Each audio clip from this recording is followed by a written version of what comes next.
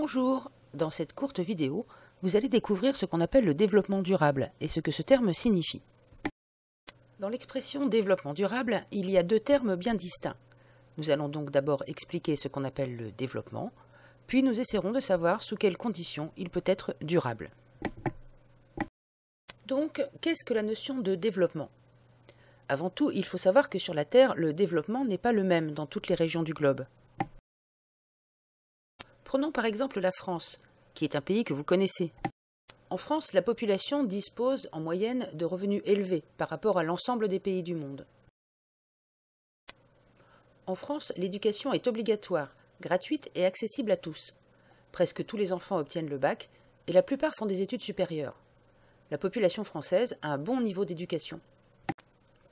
En France, l'accès aux soins est ouvert à tous, sans condition de ressources, grâce à la sécurité sociale.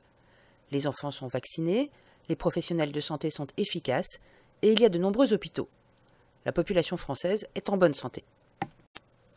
Si l'on observe d'autres pays, comme par exemple le Mexique en Amérique centrale, on constate que les revenus des habitants sont en moyenne plus faibles qu'en France, que tous les enfants ne vont pas à l'école et que tout le monde n'a pas les revenus suffisants pour avoir un bon accès aux soins. Le Mexique est un pays moins développé que la France. On peut le comprendre, les habitants du Mexique aimeraient bien que leur pays soit un peu plus développé, avoir de meilleurs revenus, envoyer leurs enfants à l'école et que tout le monde puisse se soigner correctement. Ces trois éléments, le revenu moyen par habitant, le niveau d'éducation et le niveau de santé, sont les trois éléments qui définissent l'indice de développement humain, c'est-à-dire l'IDH. Pour que l'IDH d'un pays augmente, il faut que la population ait accès aux produits dont elle a besoin pour vivre bien, qu'elle ait à sa disposition des moyens de transport efficaces, qu'elle ait accès à l'énergie. Pour cela, il faut développer les moyens de production et agrandir les villes.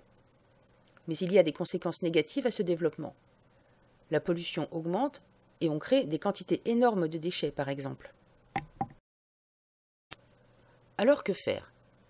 Sur la Terre, tout le monde a le droit de vouloir vivre dans un pays développé, d'avoir des revenus suffisants pour vivre confortablement, être bien éduqué, vivre longtemps et en bonne santé. Mais comment y arriver si dans le même temps nous détruisons l'environnement de la planète que nous habitons ? Faudra-t-il que l'humanité quitte un jour la Terre pour aller chercher dans l'espace une autre planète pour s'y installer ? Ce n'est pas une solution réalisable. Pour vivre, nous n'avons qu'une seule planète, et c'est celle-là. C'est pour cela que nous devons préserver ses ressources. L'eau et les océans, les forêts, les plantes, etc. Donc, pour qu'un développement soit durable, il faut tenir compte de trois choses.